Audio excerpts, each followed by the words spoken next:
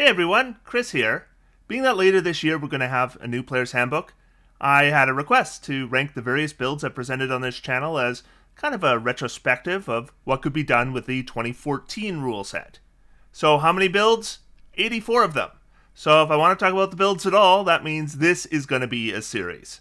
Now, I was considering an F tier because, as I'll talk about as we get to them, there are a couple builds that didn't really work out. But as it turns out, I've never presented a build on this channel that didn't get at least 20,000 views, and when I thought about it, even stuff that didn't work out was good for learning and a good experience, so I'm just going to go from S to D. These ranks will be based on two factors: how good I figured the build is, and how popular it is with my viewers. I'll be linking the builds in the video description, and all the D&D Beyond character sheets are still active if you want to revisit any of them. So I normally do this at the end of the video, but I have so many new Archmage level patrons since I expanded the rewards of that Patreon tier, I figured I'd give them a shout out earlier this time. Check out my Patreon page linked in the video description to see all the goodies that Archmage patrons get.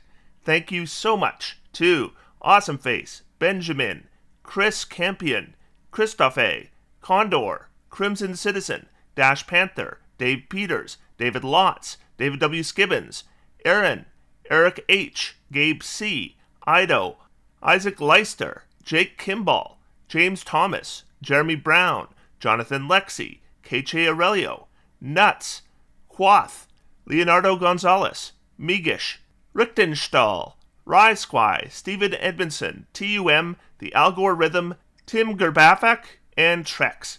And back to our tier rankings. And to start with, we're going right back to the beginning. I'm doing this whole thing in chronological order, and by the way, I'm coloring these tokens based on age. So in this video, they're going to be red for the 5+ years old category. My first build video ever on this channel was a Trickery Cleric build, and the date was December 9th, 2018. Now, common opinion at that time was that Trickery Clerics needed to go into melee to get that crappy poison damage boost at level 8. And I wanted to show that the strength of the Trickery Cleric was the spells. So, spells is what they should focus on. And my name for this build was obviously something I put a lot of thought into: Bob the Cleric. You can steal that if you like. And I still think this is a solid build. Nothing we wouldn't expect from a cleric today, but at the time, saying that maybe you should just cast Spirit Guardians and not worry about weapons with your Trickery Cleric was actually a novel idea. We've learned a lot in the last 6 years, and I'm pretty happy with this build even today. And so were you. It's currently sitting at over 66,000 views. That's amazing. And Bob the Cleric lands A tier. So the Trickery Cleric build did well, so I decided to tackle another subclass I thought was underrated, the Valor Bard. I didn't wait too long. This build was released on December 18th, 2018. With this build, once again, my novel idea was that, as a full caster, maybe we should concentrate on spells rather than swinging weapons.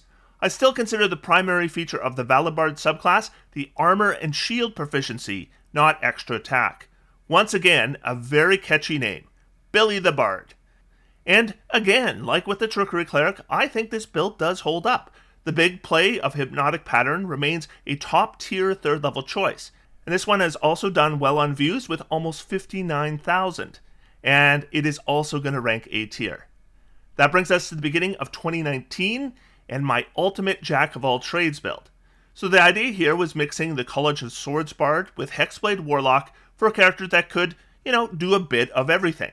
Decent spells, decent skills, decent melee capability, and decent ranged capability. At the time, it was basically unknown that the Swords Bard flourishes could be applied to bow attacks, so that was an optimization trick that I presented with this one. This was the first time that I used a pun in a character name, and this character was Jack of all trades. This one wasn't quite as popular. It had a bit under 35,000 views. I think the issue might have been that while this character was decent at a lot of things, it really wasn't great at any one thing. And I think it's good enough for C tier. So I was spitting out builds quick at this point, and a week later on January 8th, I presented the Ultimate Spellsword, which is now called a Sorcerer. And yeah, it was Conquest Paladin, Divine Soul Sorcerer, Strength and Charisma, and a Great Sword. It is a pretty straightforward build. mainly leaning into combining melee capability while building around the special Conquest aura that punishes frightened creatures. I don't think it's particularly unique anymore, and I think I made an even better Sorcered years later on this channel, but it was definitely popular. My most popular build to that date, and now it has almost 80,000 views. So, I can't argue with numbers like that, so it's going into A tier. Then my third build for January 2019 was the Ultimate Archer, which I did a week later. Character name? The Ultimate Archer. And what's going to be the Ultimate Archer? It's a fighter. Eldritch Knight to be specific. This one got even more views. It's now at over 84,000. But I cannot justify A tier for this one because you know what? The build has a pretty big error, as I didn't correctly follow the spell school restrictions of Eldritch Knight. Up to that point, I had assumed that D&D Beyond would restrict it correctly, but it didn't. So I'm going to bump this one down to D tier. The build works fine, with minor changes, but my goal with this channel has never been to force the viewer to make corrections. Then, 1 week later, so this is build number 4 for January 2019, was the Hexblade Spellbow. Build name, Hexblade Spellbow. The idea here was weird at the time, but I don't think it's so weird anymore. But you make a Hexblade Warlock, and instead of using Eldritch Blast, you use Improved Pack Weapon for a Packed Weapon Longbow, allowing the player to combine the very effective Elven Accuracy and Sharpshooter feats. Then you can use, wait for it, Darkness plus Devil Sight for permanent advantage. Now, as far as I know, I was the first person to ever present this combination on YouTube. If I'm not, let me know, but I think I was. And though I've talked about my concerns about this combination since then, I cannot argue with the numbers. This is one of my most viewed builds of all time. It's sitting at over 132,000 views. So I have to put it S tier. And if you are into the Darkness plus Devil Sight combo, I do think this is a good build, and it does hold up. That brings us to February 13th, 2019, and the next build is sort of a build, sort of a subclass guide, but it was my Moon Druid guide. And there's a build with a link character sheet that apparently I gave the name Moon Druid Guide. The main purpose of this build was to go through the wild shape forms that a Moon Druid can select and let the viewers know which were the best mechanical options. I also highlighted the weird power curve that Moon Druids have, where they start out super powerful, then they drop off, then they end up back broken at level 20. This one was even more popular than the Hexblade Spellbow, though I think a lot of traffic was for the guide on wild shape forms rather than the build itself, but it has over 139,000 views, so it definitely has to go in S tier. That brings us back to March 8th, 2019, and the Sorlock guide. Character name, Brock the Sorlock. Hey, at least it wasn't Sorlock guide. You'll be amazed by what I did here. A few levels of Hexblade Warlock, and then a whole bunch of Divine Soul Sorcerer. I know, wild. Even with the build I presented being 5 years old, the idea of multiclassing Hexblade with Divine Soul Sorcerer, that I'm sure wasn't mine. I'm sure I saw it floating around online before that. This was my take on it, and maybe the first time it was highlighted on YouTube, not sure. It is a classic build though, and the views do not lie at over 134,000, so S tier. That brings us to March 15th, 2019, and my Shadow Sorcerer guide. Character name, Glado the Shadow. So I guess I was into rhyming names at the time. I had a bit of fun with the opening on this one. Who knows what evil lurks in the hearts of men? The shadow knows. So with Shadow Sorcerers, what you do is you use your Hand of Ill Omen feature with the big play saving throw spells like Hold Monster, and that's exactly what this build did. And it did fairly well. It is currently at over 87,000 views. I don't know if there's anything at all that's revolutionary in this build. It mainly just shows you how you can build your spell selections around your subclass features. But I think it does that well, and I'm putting it in A tier. On March 22, 2019, I presented my Beginner's Guide to the Arcane Trickster.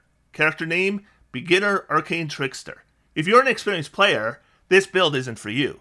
But I mainly just focused on how to make characters in D&D, and I only used the player's handbook, and I took simple options, and I only took the character to level 4.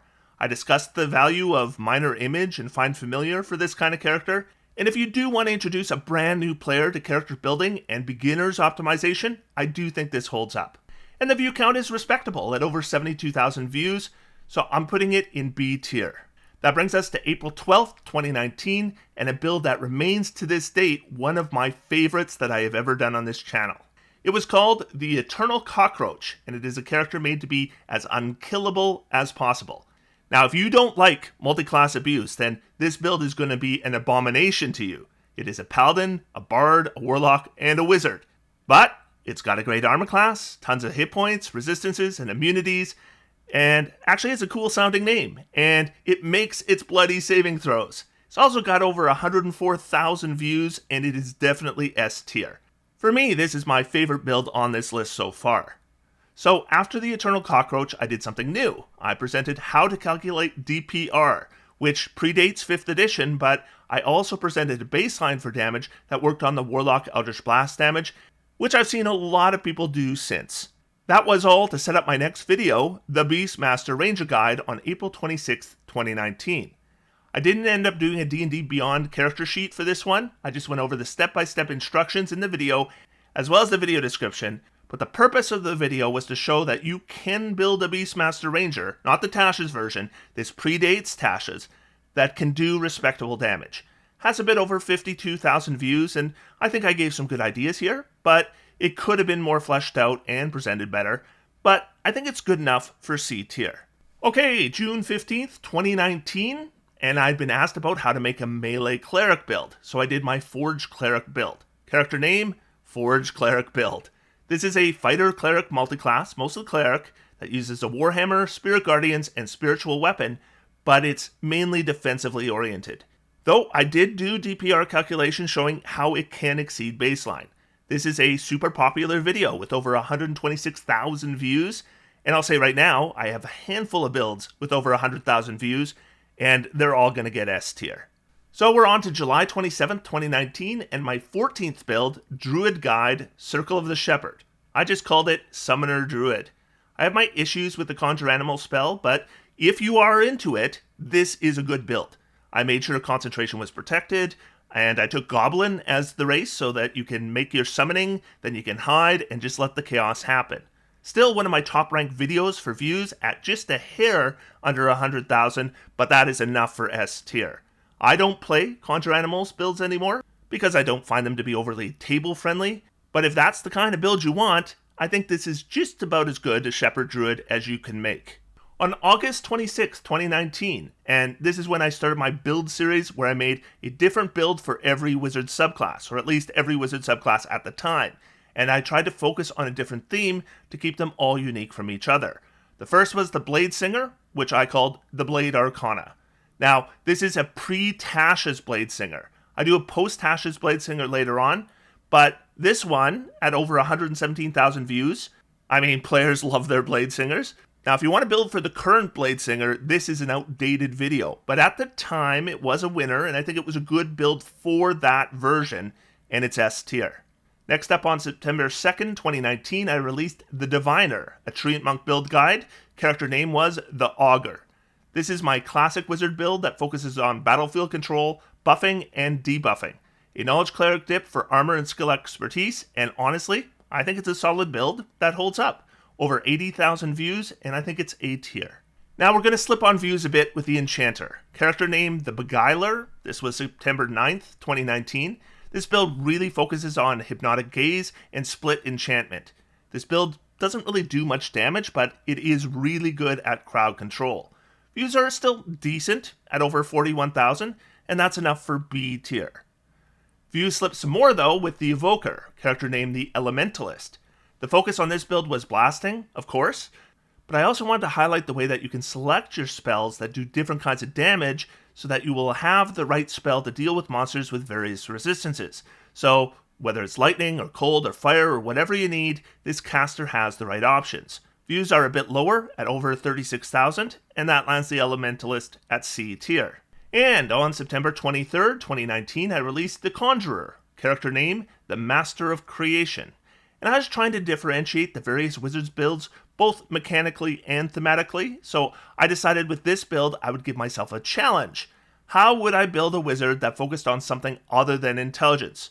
What I ended up with was a goblin with a great stealth score that use spells that intelligence didn't matter for, so summoning and battlefield control spells, which conveniently enough are conjuration spells. Views were modest, a bit under 33,000, but not terrible. It was kind of a weird build challenge, but I think it's good enough to be C tier. Next on my list was the Illusionist, so on September 30th, 2019, I released the Ultimate Arcane Trickster, and with the 2-level Rogue dip and all the rest Illusionist Wizard, I showed how you can fill the Rogue niche while being a kick-ass wizard instead of a rogue. Build works as advertised, I think, and views picked up. It's over 40,000 now, and I think it's good enough for B tier for the Trickster Wizard. Then on October 7th, 2019, came one of my favorite wizard subclasses, the War Mage. And this, not the Blade Singer, was my melee specialist, because pre-Tasha's, War Mage made for a better melee subclass. Not so much anymore. Character name was the Battle Mage. Took a bit of fighter and then all War Mage. And it was a Githyanki with half plate and a greatsword. And I gotta admit, I was reminded of this build when I played Baldur's Gate 3. This one was pretty popular, at just a hair under 60,000 views, enough for A tier. On October 14th, 2019, I released the Abjurer, character name the Armadillo.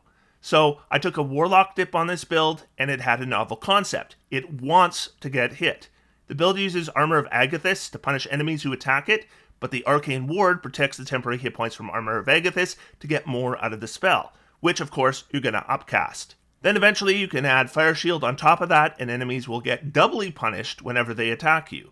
There are fewer concentration spells on this wizard, mainly because getting hit a lot would mean a lot of concentration saving throws. The build was moderately popular, at over 48,000 views. That's good enough for B tier. Next was the Necromancer, released October 21st, 2019, and yeah, it focused on Animate Dead. Character name is the Grave Mage, and one thing about this build that stands out to me now is I picked Kobold as the race. But this is the old Legacy Kobold, because this was before Monsters of the Multiverse was released. And I'm thinking now how much better this would be with the current Kobold, because Draconic Cry would give all those enhanced skeleton attacks advantage. As it was, though, it did okay, almost 35,000 views. You know, that's enough for it to squeak C tier. And I finished up my Wizard subclass build series with the Transmuter on October 28th, 2019. And I knew the Transmuter would be a tough sell, since it's probably the weakest wizard subclass, and it was also tough to come up with a unique build for the Transmuter, since Transmuter features aren't standouts, so you're kind of building a run-of-the-mill wizard, which is, still good, you're a wizard, but how do you make it unique? Well, I decided as a build challenge to make a wizard that doesn't do damage to enemies. Period. Character name, the Pacifist Wizard. They still use webs and hypnotic pattern and counterspell and all of that, but they do no damage. And yeah, this was not a popular build. In fact, this is my lowest view count for any build I've made to date at just over 20,000. And that's with 5 years of build-up views. So the Pacifist definitely gets D tier.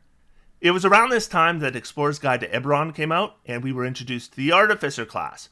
No armor in that one, just the Battlesmith, Alchemist, and Artillerist, and you can bet I was eager for some builds. Start with the Techno-Knight on December 9th, 2019. It was a Rock Gnome Battlesmith, straight classed. I mean, you don't really need to multi-class Battlesmiths. So the Rock Gnome mounted its Steel Defender and used a lance. Character name, Gnome Ursi. Trust me, in 2019 that pun slayed. I determined you could actually outdamage a hand crossbow build, and I shared the math. The build did really well, over 73,000 views to date, and it lands in A tier. I then wondered if you could replace the Beastmaster Ranger in your party with a Battlesmith, but have a similar concept. So next I released the Cyborg Beastmaster on December 16, 2019. It had a giant mechanical spider and a heavy crossbow with repeating shot. The expected ranger skills of survival, stealth, nature, and perception were all there, and I think it turned out okay. And the views were okay, almost 57,000 to date. Not as popular as the Techno-Knight, probably just because I called it the Cyborg Beastmaster without any clever puns, but good enough for B tier. The Spore Druid was also new, and on December 23rd, 2019, I released the Spore Druid Tortle build. Character name, Tortely Mossome. Okay, that's a better pun. Now, if you play with Druid armor restrictions, Tortle is the race to be, as you strap on your shield and voila, armor class 19. Add on Spore Druid temporary hit points, and you have a pretty tanky Druid. This is as much a guide to the Spore Druid features as a build, and the video did quite well, over 70,000 views to date, and I think it's solid enough for A tier. And then my last build video of 2019. On December 30th, I took on the Artificer Artillerist, a Warforged based on the Glitter Boy from Rifts, which, if you recognize, you just dated yourself. One of the chief goals of this build was to highlight how a temporary hit point cannon spreading temps every single round is really, really good. And yeah, it's really, really good. I think most players are convinced of that these years later, and this one has nearly 99,000 views for this build to date, so that's top tier for sure. Up to S for you, Glitter Boy. And that is my first 28 builds ranked from the first 2 years of this channel. And in my next video, we're going to be looking at my builds from 2020 and 2021, which conveniently will be the next 28 builds. And it's going to include my streak of 10 builds in a row that have a ton of views, including my highest viewed build ever. I hope you'll join me. Otherwise, until next time, I'm going to sit back, relax, and have some fun. D&D is for everyone. Thanks, everybody, and I'll talk to you soon.